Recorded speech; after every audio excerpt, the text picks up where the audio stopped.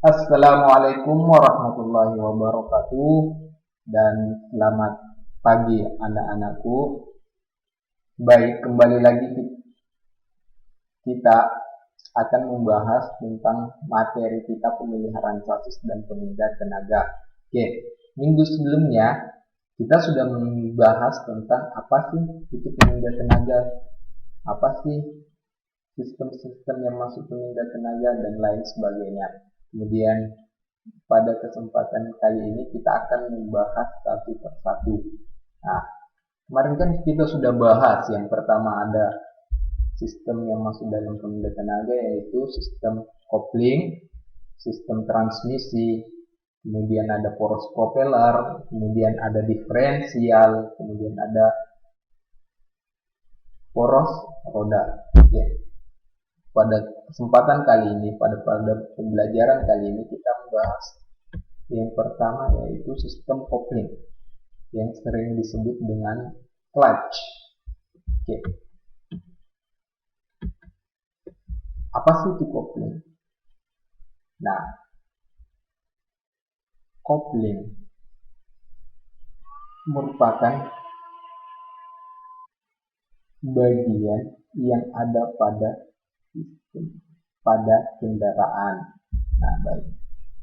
Nah, kopling di sini saya pikir anak-anakku semua pasti sudah tidak asing lagi dengan yang istilahnya yang dinamakan kopling.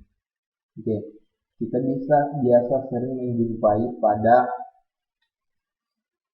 kendaraan roda 2, contoh motor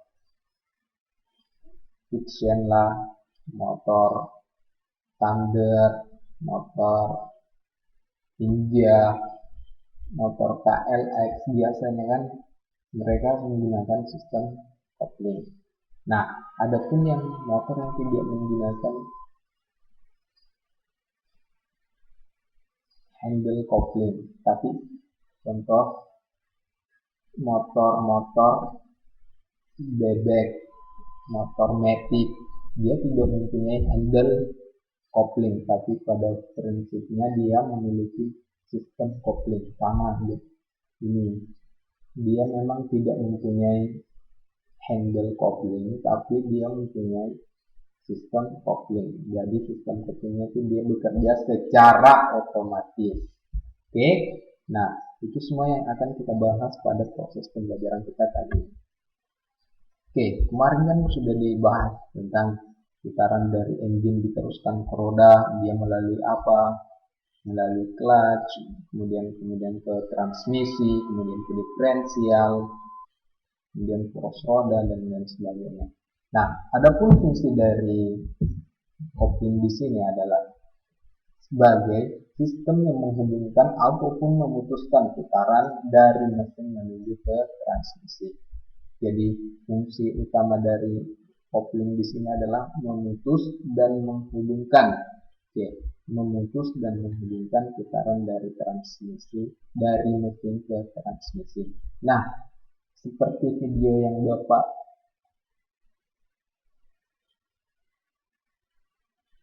suruh kalian untuk mengamati, mungkin kalian sudah bisa memahami sedikit secara garis besar setidaknya fungsi dari kopling tersebut. Oke, lanjut. Nah, kopling harus, ini ada persyaratan dari kopling. Yang pertama, kopling harus dapat memindahkan putaran dari mesin ke transmisi secara lembut. Jadi putaran dari mesin ke transmisi dia harus syaratnya dia harus lembut. Kenapa? Supaya tidak terjadi ya itu. Oke. Kemudian selanjutnya, kopling harus dapat membebaskan hubungan dari mesin ke transmisi dengan sempurna dan cepat. Kemudian selanjutnya, pada saat menghubungkan putaran mesin ke transmisi, kopling harus dapat memindahkan tenaga tanpa terjadinya slip. Nah, kopling di sini juga fungsinya harus dia tidak boleh terjadi slip. Oke. Sekarang klasifikasi kopling. Nah, kita sekarang mengklasifikasikan. Yang pertama itu berdasarkan cara kerjanya, ya, berdasarkan cara kerjanya. Yang pertama ada yang namanya kopling gesek. Kopling gesek itu terbagi lagi, ada yang plat tunggal dan ada yang plat ganda. Oke. Yang plat tunggal ini biasanya kebanyakan dia digunakan pada mobil, ya, kebanyakan pada umumnya digunakan pada mobil. Jadi platnya, kampas koplingnya itu dia cuma ada satu. Kemudian untuk plat ganda ini biasanya kebanyakan digunakan pada motor, sepeda motor ya maksudnya, pada sepeda motor plat ganda. Jadi plat koplingnya itu ada banyak. Oke. Selanjutnya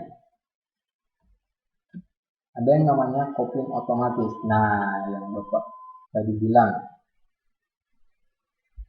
kopling otomatis, sebuah komponen yang berfungsi menghubungkan dan menghubungkan putaran mesin secara otomatis. Jenis ini biasa disebut dengan torque converter atau menggunakan torque converter pada mesin mobil bertransmisi otomatis. Nah, kalau untuk di bagian mobil itu dinamakan torque converter, tapi kalau di motor biasanya namanya dia kopling sentrifugal. Jadi dia memanfaatkan sentrifugal. Kalau untuk di mobil, nah ada sendiri pembahasannya tentang torque converter. Nah, itu akan kita bahas secara rinci pada saat kita belajar nanti transmisi otomatis. Oke. Selanjutnya ada yang namanya kopling magnet. Nah, untuk kopling magnet ini biasanya dia itu memanfaatkan magnet, ya, namanya juga kopling magnet. Dia memanfaatkan gaya tarik magnet untuk pemutus dan penghubung arus. Biasanya ini digunakan pada kompresor AC, ya. Kalau kalian nanti belajar AC, nanti kalian belajar tentang sistem kopling magnet. Tapi lebih fokusnya kita ke kopling gesek plat tunggal. Oke, selanjutnya berdasarkan pengendalian. Oke, tadi yang pertama itu berdasarkan cara kerja, kemudian sekarang berdasarkan pengendalian. Nah, ada 3 pengendalian dari sistem kopling. Ada yang menggunakan mekanik, hidrolik, dan sentrifugal. Nah, ini yang Bapak bilang tadi, mekanis, hidrolik, dan sentrifugal. Yang mekanis biasanya dia cuma menggunakan kabel kawat menghubungkan untuk menggerakkan sistem kopling ini. Nah, kemudian untuk hidrolik biasanya menggunakan sistem hidrolik sama seperti pada motor-motor. Saya kasih contoh seperti ini. Dulu motor-motor zaman dulu, contoh Astrea, untuk rem depannya dia biasanya cuma menggunakan untuk menghentikan roda, dia biasa menggunakan kabel kopling. Nah, untuk motor-motor sekarang kebanyakan menggunakan sistem hidrolik atau menggunakan cairan. Nah, kurang lebih sama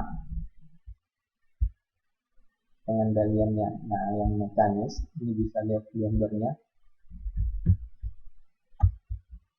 dan yang mekanik, yang hidrolik ini bisa lihat gambarnya juga di bawah. Kemudian selanjutnya ada yang namanya sentrifugal.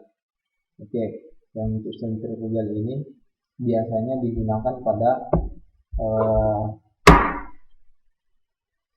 sistem sepeda motor. Oke, mungkin ini tidak terlalu fokus ke sentrifugal, tapi kita lebih membahas nanti mengenai yang mekanis dan hidroliknya saja. Oke, lanjut. Selanjutnya berdasarkan kondisi pelumas. Nah, ada yang kopling kering dan ada yang kopling basah. Nah, kopling kering di sini artinya biasanya kebanyakan pada umumnya ada pada mobil, kemudian kopling basah kebanyakan ada pada motor. Ya, kopling kering artinya pada proses bekerjanya kopling ini betul-betul tidak ada pelumasan pada sistem koplingnya. Nah, beda dengan yang basah. Basah maksudnya bukan basah karena air ya, dia basah karena oli. Oke, biasanya kebanyakan itu didapatkan kopling itu pada sistem sepeda motor ya, pada sepeda motor. Nah, baik, mungkin untuk pertemuan kakak kali ini Bapak kasih tugas, mungkin silahkan kalian mencari kelebihan dan kekurangan dari kopling kering dan kelebihan dan kekurangan dari kopling basah. Oke, mungkin itu tugas untuk pertemuan kita kali ini, dan silahkan kalian merangkum semua materi yang Bapak paparkan hari ini. Silahkan tetap dikerjakan di kertas buku catatan kalian. Kalau ada yang mau ditanyakan, silahkan ditanyakan langsung melalui Google Classroom yang Bapak sudah buat. Oke. Mungkin cukup sekian dari Bapak. Ada kurang lebihnya mohon dimaafkan.